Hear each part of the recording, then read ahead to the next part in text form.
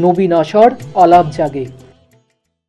নমস্কার দর্শক বন্ধুরা, আপনারা দেখছেন চ্যানেল ভিশনের পর্দায় আপনাদের প্রিয় অনুষ্ঠান আড্ডা জংশন। ড্রিমস এন্টারটেনমেন্ট প্রযোজিত, চ্যানেল ভিশন নিবেদিত ভারতীয় চারুকলা মন্দিরের পরিচালনায় আমাদের অনুষ্ঠান নবীন আশার আলাপ জাগে। আজ আমাদের সঙ্গে রয়েছেন বর্তমান প্রজন্মের স্বনামধন্য চিত্রশিল্পী শ্রীমতী প্রিয়া দে মজুমদার।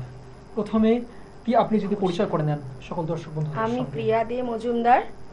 আমি 2018 সালে আর্ট কলেজ পাস আউট করেছি। তারপর থেকে আমার পথ চলা শুরু। এই আমাদের যে সেট আপ, এই ভারতীয় চারুকলার মন্দিরের সাথে আমি বলতে পারেন ছোটোবেলার থেকে ওতপ্রোতভাবে যুক্ত। আমার যে গুরুজি ছিলেন, আজ উনি নেই আমাদের মধ্যে। ওনার সাথে হাত ধরে ফার্স্ট আমার ভারতীয় চারুকলা মন্দিরের এক্সিবিশন হলে আসা। একদমই ছোট, তখন আমি ক্লাস 7-এ পড়ি।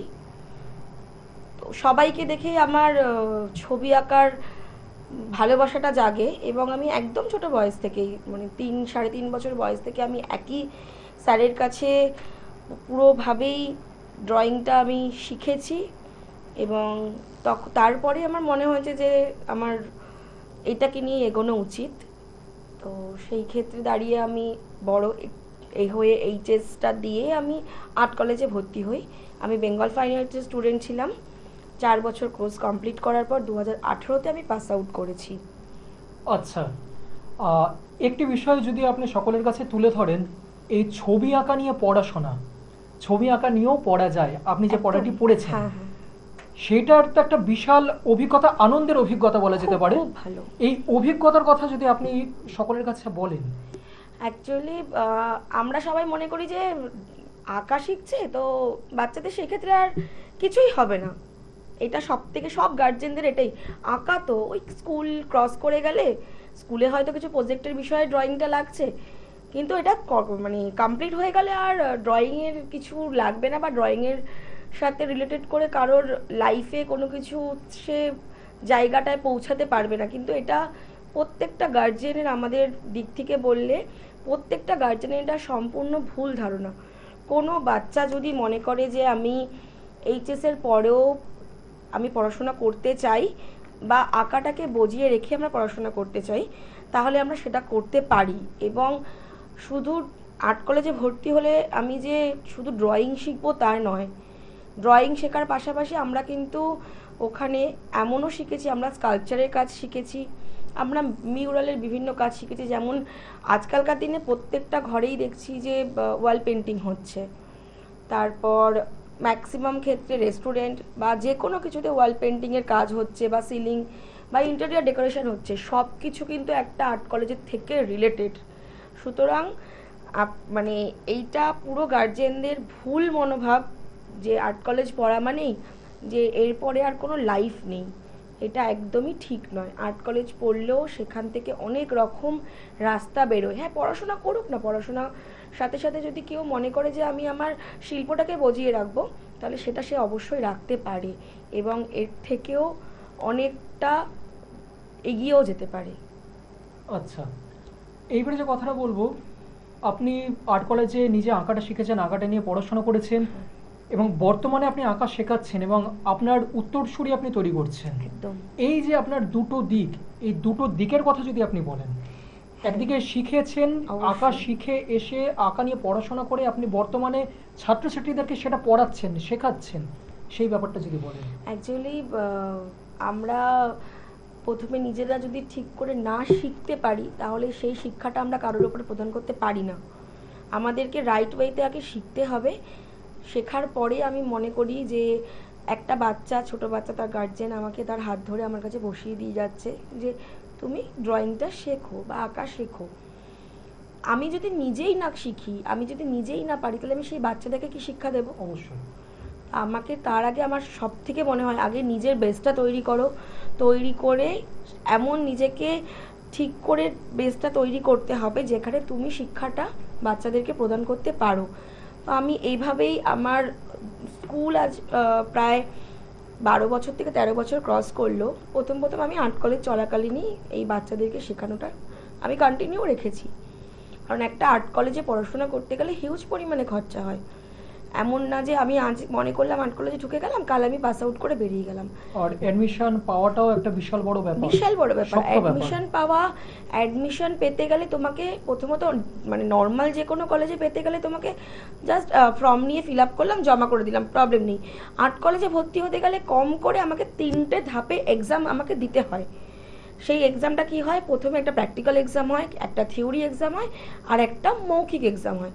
প্লাস তার সাথে আমি এত বছর ধরে কি কি কাজ করেছি, বা আমার একটা হিউম্যান বডি ফিগার বা যে কোনো কিছু করার কতটা সক্ষমতা আমি রাখি, সেইটার কিন্তু একটা এক্সাম, যেটা মারাত্মক পরিমাণে ভাইটাল, সেটা কিন্তু আমাদের আর্ট কলেজে ভর্তি হতে গেলে হয়। তো আর্ট কলেজের স্যাররা আমাদেরকে অল্প অল্প করে তৈরি করে, যে আমরা স্যাররা যেই শিক্ষাটা আমাদের দিচ্ছে আমরাও চেষ্টা করি আমাদের সেই বাচ্চাগুলোকে সেভাবে শেখানোর। আমার এখন রানিং স্কুলে প্রায় 75 জন মতন স্টুডেন্ট আছে। আমি 75 জনকে শিক্ষা প্রদান করে থাকি। একদম ছোট, আমার লোয়েস্ট বাচ্চা রয়েছে হয়তো 2.5 থেকে 3 বছর। তারপরে তো হাইয়েস্ট বাচ্চা আমার নিজের বয়সের থেকেও বড় স্টুডেন্ট আছে আমার। সেটা আমার বলতে মানে খুবই ভালো লাগে যে সে আমাকে ভরসা করেছে। সাথে সাথে আমি মেহেন্দির ডিজাইনটাও শেখাই। তো মেহেন্দি করার ক্ষেত্রে আমি আমার কাছ থেকে বড় যাদেরকে আমি কাকিমা বলে ডাকি বা দিদি বলি, তারাও কিন্তু আমার কাছ থেকে সেই শিক্ষাটা নেয়। অবশ্যই। আপনি যদি আপনার ইনস্টিটিউট, আপনার একাডেমির ব্যাপারে যদি কিছু কথা তুলে ধরেন, আপনি বললেন যে একদম ছোট বড় বয়স থেকে একদম বড় বয়স পর্যন্ত 8 থেকে 80 সকলেই একদম। শিখতে পারে। একদম। এই আপনার ইনস্টিটিউটের নাম বলে, আপনার একাডেমির নাম বলে, সেই সম্পর্কে যদি কিছু কথা হ্যাঁ, বলেন। আমার এখন ইনস্টিটিউটের যেটা রয়েছে, আমি এখন 2টো ব্রাঞ্চ করেছি, একটা সোদপুর, একটা শ্যামনগর। আর আমি একটা ইংলিশ মিডিয়াম স্কুলের সাথে যুক্ত আছি, ফার্স্ট কিডস বলে। আচ্ছা, সেটার সঙ্গে যে যুক্ত রয়েছেন আপনি, সেই শিক্ষা কেন্দ্রকে আপনি ছবি আঁকাটাই শেখাচ্ছেন? ছবি আঁকাটাই শেখাচ্ছি। ইভেন আমি ছবি আঁকাটা শেখাচ্ছি। স্যারের অ্যাকচুয়ালি 5 থেকে 6টা ব্রাঞ্চ রয়েছে। তো স্যার আমার কাজ দেখে বা আমার স্টুডেন্টদেরকে করানোর পদ্ধতি দেখে তার খুব ভালো লেগেছিলেন। এবার তিনি বলেছেন আমাকে 5টা ব্রাঞ্চে শিক্ষকতা করার জন্য, কিন্তু একটা মানুষের পক্ষে তো সেটা সম্ভব হয় না। তো আমি এখন ওনাদের একটা ব্রাঞ্চের মধ্যেই রয়েছি, আর 2 দিন করে গিয়ে এক্সট্রা আমি অন্য অন্য ব্রাঞ্চে স্পেশাল ক্লাসগুলো আপাতত নিয়ে থাকছি। আচ্ছা, আপনার একাডেমির নামটা যদি বলেন। আমার একাডেমির নাম রেইনবো আর্ট স্কুল। আচ্ছা, রেইনবো আর্ট স্কুলে যে সকলে ক্লাস করছে 8 থেকে 80, একদম। সকলে ক্লাস করছে, অনেকের একটা ধারণা থাকে যে বয়স হয়ে গেলে কি শেখা যায়। না না না, একদম এই ভুল ধারণা। এই যে ভ্রান্ত ধারণা, এই যে ভুল ধারণা, সেটা যদি আপনি কাটিয়ে দেন। আমি একদমই এই ভুল ধারণাটা কাটিয়ে উঠেছি, কারণ আমি বললাম প্রথমেই যে আমার সাথে আমার অনেক স্টুডেন্টের গার্জিয়ানরাও ইভিনিং আমার সাথে এখন ক্লাস করছে, বিভিন্ন কিছু শিখছে, যেমন পট পেন্টিং শিখছে, গ্লাস পেন্টিং শিখছে, ফেব্রিক ড্রয়িং শিখছে। আমি এগুলো সমস্তটাই করিয়ে থাকি। তো সেই ক্ষেত্রে দাঁড়িয়ে যারা ছোট বাচ্চা তো করছে, তারা বেসিক করছে, আর যারা বড় হয়ে গেছে বা যাদের এখন বয়স হয়েছে, তারাও কিন্তু এই ড্রয়িংটা বা আঁকাটা কিন্তু শিখছে। কারণ এখন আপনি দেখবেন যে বিভিন্ন ক্ষেত্রে কিছু কিছু জায়গাতে বোতলের ওপরে পেন্টিং করা হয়, একদম। পটের বা মাটির থালার ওপরে পেন্টিং করা। আমাদের এখন একটা ট্রেন্ড হয়ে গেছে, যেটা আমাদের আর্ট কলেজের সময়কালে এটা ছিল না। এখন বিয়ে করতে গেলে নর্মালি বিয়ের কুলোর ওপরে পেন্টিং করা হচ্ছে, হাতের যে গাছ কৌটো সেটাতে পেন্টিং করা হচ্ছে, থালার ওপরে, ইভেন আইবুড়ো ভাতের থালার ওপরেও আমাদের পেন্টিং করে দেওয়া হচ্ছে। তো আমার এরকম কিছু স্টুডেন্টের গার্জিয়ানরা আছে যারা নিজেরাও শিখছে আমার কাছে। তাছাড়াও আমার স্টুডেন্টদেরকেও আমি মোটামুটি মিডিল এজ থেকে, যারা 8, 7, 9-এ পড়ে, যদি তার হাতে রাখা খুব দুর্দান্ত হয়, আমি তাদেরকে এগুলো শেখানো স্টার্ট করে দিই, বাহ। যাতে ভবিষ্যতে তাদের এইটা মনে না হয় যে আমি শুধু ইনভেস্ট করছি, আমি এখান থেকে কোনো রকম ওয়ে পাচ্ছি না, একদম। বা আমি কোনো রকম এখান থেকে ইনকামের কোনো রাস্তা পাচ্ছি না। অবশ্যই আমরা একটা কিছু একটা মনের শিখি মানে, আনন্দ পাওয়া। একদম, আমরা কোনো একদম। কিছু শিখি মানে সেটা আমরা মনের আনন্দ পাই, সাথে সাথে আমরা এটাও পিছনে চিন্তা করি যে আমার এখান থেকে আর মানে ইনকাম বা আয়টা কি কোনোভাবে আসবে। সেইটাই। আমার মনে হয় আমি আমার বাচ্চাগুলোকে এভাবেই তৈরি করছি, যারা ভবিষ্যতে নিজেদের অ্যাটলাস্ট কারোর ওপরে মানে অবলম্বন করে চলতে হবে না, নিজেরা স্বাবলম্বী হবে। এইটা আচ্ছা। আমার সব থেকে মেন ধারণা। ছবি আঁকার আরও একটি যে দিক রয়েছে, সেটা বিশাল একটা দিক, সেটা হচ্ছে প্রদর্শনী। আপনি সামনে দেখতে পাচ্ছি অসংখ্য মেমেন্টো স্মারক রয়েছে। একদম। আপনার এই যে প্রদর্শনী, এতগুলো প্রদর্শনী আপনি করেছেন, হ্যাঁ, আমি সেই সম্পর্কে যদি কিছু বলেন আপনি। হ্যাঁ, অ্যাকচুয়ালি মানে আমি যেটুকু পেরেছি আজকে নিয়ে এসেছি, সবটা তো আনা সম্ভব হয় না। আমার ফার্স্ট এক্সিবিশন লাইফে যেটা স্টার্ট হয়েছিল, আমি সোদপুরের মেয়ে, আমি পানিহাটি যেটা উৎসব আমাদের হয়, যেটা এখন অনেক বড় উৎসব হচ্ছে, পানিহাটি উৎসবকে সবাই চেনে। পানিহাটি উৎসবের মাধ্যমে আমার ফার্স্ট এক্সিবিশন স্টার্ট হয়, তখন আমি ক্লাস 9 কি 10-এ পড়ি। তখন থেকে আমার ফার্স্ট এক্সিবিশন স্টার্ট। মানে এত অল্প বয়সেই মানে আমি প্রথম অল্প বয়সে প্রদর্শনীতে? একদম না, আমি এর থেকেও ছোট বয়সে করেছিলাম। সেটা আমাদের পাড়াতে একটা আর কি পুজোর মণ্ডপে এক্সিবিশন করা হয়েছিল। সেটা এখন তখন আমি অনেকটাই ছোট, তখন ক্লাস 5-6-এ পড়ি। তখন আমি ফার্স্ট এক্সিবিশন করি। তারপরে আমার শুরু হয় কলেজ লাইফ। কলেজ লাইফে এসে আমাদের 4টে বছর কলেজে পড়াশোনা করতে হয়। 4 বছর কলেজে পড়াশোনা করার থেকে আমি 3 বছর এক্সিবিশন করেছি কলেজ থেকে, প্লাস আদার যেগুলো হয় academy of fine arts, Gaganendra art gallery, ICCR art gallery, gallery gold, এইসব সমস্ত জায়গাতে আমি এক্সিবিশন করেছি। আর প্রথমেই বলেছিলাম ভারতীয় চারুকলা মন্দিরের সাথে আমার অনেক দিন থেকেই আমি যুক্ত। তাদের এক্সিবিশন আমি নিজে দেখতে যেতাম, এবং তাদের সাথে আমার পথ চলা শুরু হলো যখন আমি বাচ্চাদেরকে আমার এক্সামের ব্যবস্থা করলাম। তারা খুব ভালোভাবে সেটা করে দিয়েছিলেন। তাদের সাথে আমার এক্সিবিশনটা শুরু হয়। প্রত্যেক ইয়ার আমি এখনও কন্টিনিউয়াসলি তাদের সাথে এক্সিবিশন করছি। তারা আইসিসিআর গ্যালারিতে এক্সিবিশন করে এবং খুব ভালোভাবে সেটা করে। তো সেখান থেকে আমার এই মেমেন্টো বা ট্রফি, এগুলো সার্টিফিকেট, এগুলো আমি পেয়েছি। এখানে সবকটাই আমি দেখছি ভারতীয় চারুকলা মন্দিরের স্মারক রাখা। আমরা দেখব, আমরা আরও কথাতে আসব, তবে তার আগে একটা ছোট্ট একটা বিরতিতে আমরা চলে যাচ্ছি। নবীন আসর, আলাপ জাগে। সঙ্গীত, অঙ্কন, নৃত্য এবং আবৃত্তি শিল্পীরা অনুষ্ঠানে অংশগ্রহণের জন্য যোগাযোগ করুন 9143735418 এবং 9432407689।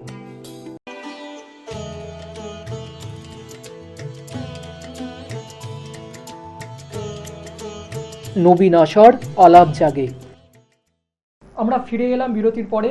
আমাদের সঙ্গে রয়েছেন চিত্রশিল্পী প্রিয়া দে মজুমদার। আপনি এতগুলো স্মারক, আমি একটু বলবো ক্যামেরাকে একটু জুম করে দেখাতে এই স্মারকগুলো কিছু আপনি বা হাতে যদি একটু তুলে ধরেন। নিশ্চয়ই। এটা আমার ভারতীয় চারুকলা মন্দিরের থেকে পাওয়া। আমি এক্সিবিশন করার পরে একদম ম্যাম স্বাগতা লক্ষ্মী দাশগুপ্ত আমাকে নিজে এটা হাতে তুলে দিয়েছেন। তার কিছু ফটোকপি আমার কাছে আছে, আমি সেগুলো অবশ্যই দেখাবো। অবশ্যই দেখাতে পারেন। আর এইটা আমি রোদ্রুর বলে বারাসাত থেকে এক জায়গায় এক্সিবিশন করতে গিয়েছিলাম, সেখান থেকে স্যার আমাকে এটা প্রোভাইড করেছেন। আর এইটাই যেই বলেছিলাম আমি ফার্স্ট কিড স্কুল যেটাতে আমি যুক্ত রয়েছি, সেখান থেকে এটা আমাকে দিয়েছিলেন। ওখানে আমি জাজ হিসাবে গিয়েছিলাম। বিচারকের ভূমিকা আপনি পালন করেছিলেন। আপনি একদম শুধু ছবি আঁকা এবং প্রদর্শনী না, তার পাশাপাশি বিচারকের ভূমিকা আপনি পালন করেছেন। আপনি যে স্মরণীয় যে ঘটনাটি বলছিলেন আপনার ছবি সম্পর্কে, আইসিসিআর গ্যালারির যে কথাটা, এরকম যদি কিছু কথা আপনি বলেন, শিল্পী জীবনে যদি স্মরণীয় কিছু ঘটনা যদি কিছু থেকে থাকে, আপনি যদি সেই কথাগুলো যদি আপনি দর্শক বন্ধুদের কাছে তুলে ধরেন। শিল্পী জীবনে তো স্মরণীয় ঘটনা অনেক কিছুই বলতে গেলে। অ্যাকচুয়ালি আমার ফিজিক্যাল ব্যাকগ্রাউন্ড, আমার বাবার সেরকম আর্থিক দিক ছিলেন না যে আমাকে আর্ট কলেজ পড়াশোনা করাতে পারে, বা খুব কষ্ট করেই বলতে পারেন আমি এই জায়গাতে আজকে নিজের জায়গাটা তৈরি করেছি। আমাকে আমার বাড়ির লোক তো অবশ্যই সাপোর্ট করেছেন। তার সাথে আমি যেটা বললাম, আমার গুরু তিনি আজকে আমাদের মধ্যে নেই, গোপাল সরকার বলে, তিনি চলে গেছেন আজকে গত 3 বছর হতে চললেন। ফার্স্ট তিনি নিজের পকেট থেকেই টাকাটা দিয়ে আমাকে আর্ট কলেজে ভর্তি করেছিল। আজকে হয়তো তার জন্য, সে থাকলে হয়তো খুব খুশি হতেন। তার জন্যে আমি আজকে এই জায়গাটা পেয়েছি। আমার এই জায়গাটা কোনোদিনও ভোলার নয়। তারপর থেকে আস্তে আস্তে পাস আউট করার পরে প্রচুর স্টুডেন্ট আমি ক্লাস করিয়েছি। মানে আমার এমন দিন গেছে যে আমি সোদপুর থেকে কামারহাটি পর্যন্ত এসে সারা দিন না খেয়ে না দিয়েও আমি ক্লাস করিয়েছি। সেই সামান্যটুকু কিছু রোজগারটা দিয়ে আমি আমার পড়াশোনা, বাবা যেটুকু হেল্প করেছেন সেটা, ফ্যামিলি দিক থেকে আমি আমার দাদার কাছ থেকেও খুব হেল্প পেয়েছিলাম। হয়তো তাকে পরে সেটা ফেরত দিয়ে দিয়েছি, কিন্তু সেই মুহূর্তে তো সে আমাকে হেল্প করেছিল, সেটা আমার কাছে অনেক পাওয়া। মানে খুব পথ চলাটা যে একেবারে খুব সোজা ছিল সেটা একেবারেই নয়, সহজ ছিল না। এই কথার মাধ্যমেই সেগুলি উঠে আসছে। আমরা প্রিয়া দে মজুমদারের জীবনের কিছু ছবি, মানে এই ছবি আঁকার জীবনের কিছু ছবি সহ তার আঁকা ক্যানভাসে তার আঁকা কিছু ছবি আমরা দেখে নিচ্ছি। এটা আমার রিসেন্টলি করা, জাস্ট পেনের ওপরে একটা কাজ, তার সাথে ব্রাশ পেন্ট করা রয়েছে। সমস্ত কাজ তো আনা পসিবল হয় না, তো আমি যেটুকু পেরেছি আমি নিয়ে খুব বড় বড় এসেছি। ক্যানভাসের কাজগুলো হ্যাঁ, হয় ক্যানভাসের কাজ অবশ্যই। রয়েছে। এই যে কাজটা, এই কাজটা ভারতীয় চারুকলা মন্দির থেকে লাস্ট যে আমি ধরছি, ইয়ার আপনি চলছে, বলবেন। হ্যাঁ, হুম। লাস্ট যে ইয়ারটা চলছে, এটা ভারতীয় চারুকলা মন্দির থেকে আমার এক্সিবিশন হয় এবং ম্যাম স্বাগতালক্ষ্মী দাশগুপ্ত এর ওপরে নিজে একটা গান লেখেন এবং গান বাঁধেন এবং ছবির নামকরণ করেন। আর সব থেকে বড় আমার পাওনা যেটা, যেটা বর্তমান পেপারে এই ছবিটা স্বাগতালক্ষ্মী দাশগুপ্তর আর তারক ঘরাই স্যারের সাথে, যেটা বর্তমান কাগজে এসেছিল। বাহ, আরো একটি ছবি আমরা দেখে নিচ্ছি। এগুলো সবটাই অ্যাবস্ট্রাক্ট উপর পেন্টিং করা ক্যানভাসের ওপরে। কিছু ছবি রয়েছে, সেগুলোও আমরা দেখে নেব, সেগুলো আমরা দেখে নিচ্ছি। আরো কিছু ছবি যদি থাকে। এটা খাতাতেই করা আমার, এটা বড় ক্যানভাসে করব বলে জাস্ট আমি একটা করে রেখেছি। লাইন ড্রয়িং এটা করা লাইন আছে। ড্রয়িং এর উপরে পেন আর ইঙ্কে কাজ করা আছে এটা। আরো বাড়িতে কিছু বোতল বা ফ্লাওয়ার ভাস এরকমও কিছু করার আরো রয়েছে। একটি কাজ আমি দেখাবো, তারপর আবার কথাতে আসবো আমরা। এই একটা কাজ, এটাও ব্রাশ গণেশের পেন্টিং কাজ। এর উপরে গণেশ। আমি অ্যাকচুয়ালি খুব ভালোবাসি গণেশ ঠাকুরকে, তো আমি যখনই পাই টাইম তখন আমি চেষ্টা করি এগুলো করার জন্য। আচ্ছা, আমি এবার আপনাকে বলবো, যারা বর্তমান প্রজন্মে যারা আঁকাটা শিখছে বা ছবি আঁকা নিয়ে যারা এগোতে চায়, তাদের উদ্দেশ্যে যদি আপনি কিছু বলেন। সব থেকে যদি কেউ যদি ছবি আঁকা নিয়ে এগোতে চায়, তার আগে তার সব থেকে একটা জিনিস প্রথমেই মাথায় রাখা উচিত, যে ধৈর্য রাখতে হবে। একদম। ধৈর্য না থাকলে ছবি আঁকা হয় না। প্রচুর পরিমাণে ধৈর্য রাখতে হবে, ধৈর্যটাই মেন ব্যাপার। কারণ আমরা একটা ছোট্ট কিছু ডিটেলিং করতে যাব, আমি যদি মনে করি যে ঠিক আছে আজকে হচ্ছে না, আমি কালকে আমি ছেড়ে দিলাম, ঠিক আছে করবো না, কিন্তু এভাবে কিন্তু ছবি আঁকা হয় না। প্রচুর পরিমাণে ধৈর্য থাকতে হবে, ধীর স্থির থাকতে হবে, সব থেকে বড়। আর খুব বেশি পরিমাণে প্র্যাকটিস করতে হবে। ম্যাম, স্যার, আমি হোক, বাইরের যে কেউই হোক, যেই শেখাচ্ছে না কেন, সব থেকে বড় জিনিস যেটা, তাকে আমি করিয়ে দিয়ে চলে গেলাম বা ম্যাম করিয়ে দিয়ে চলে গেলেন, দিয়ে আমি খাতাটা বন্ধ করে রাখলাম, আবার যবে ম্যাম আসছে তবে খাতাটা আমি খুলছি, খুলে নিয়ে আমি ড্রয়িং করছি, সেটা করলে কিন্তু হবে না। বাড়িতে রীতিমতো চর্চা একদম, আমরা থাকতে হবে। আমরা পড়াশোনাও যেরকম রোজকার রোজ করি, সেরকমভাবে আমার মনে হয় ছবি আঁকাটাও যদি আমি রোজ প্র্যাকটিস করি, যদি সে সেটাকে ভালোবাসে। ছবি আঁকা সবার প্রথমে ভালোবাসতে হবে, অবশ্যই। ভালো না বাসলে আমরা কোনো কিছুই করি না। আচ্ছা, এবারে আমি আপনাকে বলছি, এই যে ছবি আঁকার জীবন, আমরা বুঝতেই পারছি পুরো জীবনটা ছবি আঁকা নিয়েই চলছে। একদম। ছবি আঁকার পাশাপাশি কি আরো কিছু হবি রয়েছে, আর কিছু করতে যদি ভালো আহ, লেগে থাকে, সেই কথাগুলো যদি একটু ভাগ করে খুব দেন। বেশি পরিমাণে আমি ঘুরতে ভালোবাসি। এইটা Travelling। আমার এইটা আমার ভীষণ, মানে খুব ভালো একটা, জানি না কি খারাপ জানি না, মানে আমি বছরে অন্ততপক্ষে চেষ্টা করি 4 থেকে 5খানা ট্যুর আমি ঘুরতে যাব। তাছাড়া যদি বলেন, যখনই টাইম পাচ্ছি আমি কোনো কিছু ফেলে দেওয়া জিনিসের ওপরে পেন্টিং করা, বা বোতলের যেগুলো থাকে সেটার ওপরে করা, আচ্ছা, সেগুলো। এবার আমরা অনেকটা শেষের দিকে চলে এসেছি অনুষ্ঠানের। ভারতীয় চারুকলা মন্দিরের সঙ্গে যে আপনার যোগাযোগ, এতটা নিবিড় যোগাযোগ ভারতীয় চারুকলা মন্দিরের পুরো পরিবারের সঙ্গে, সেই সম্পর্কে যদি আপনি কিছু কথা ভাগ করে দেন। প্রথমত আমি যদি বলি, কাকু ডাকি আমি রঞ্জিত ঘোষ স্যারকে। ছোটোর থেকে যেহেতু আমি ওনাকে দেখে বড় হয়েছি, ওনার কোলেও বলতে পারেন যে আমি ওনার কোলে বড় হয়েছি, কারণ আমার এই স্যারের থ্রু থেকে কাকুর সাথে পরিচয়। খুবই অল্প বয়স থেকে। খুব অল্প বয়স থেকেই আমি কাকুর বাড়ি যাতায়াত, কাকু কাকিমা তার ছেলে সবাই আমাকে খুবই ভালোবাসে। আর ভারতীয় চারুকলার থেকে আমি অনেক কিছু পেয়েছি, সব থেকে বড় কথা এটা।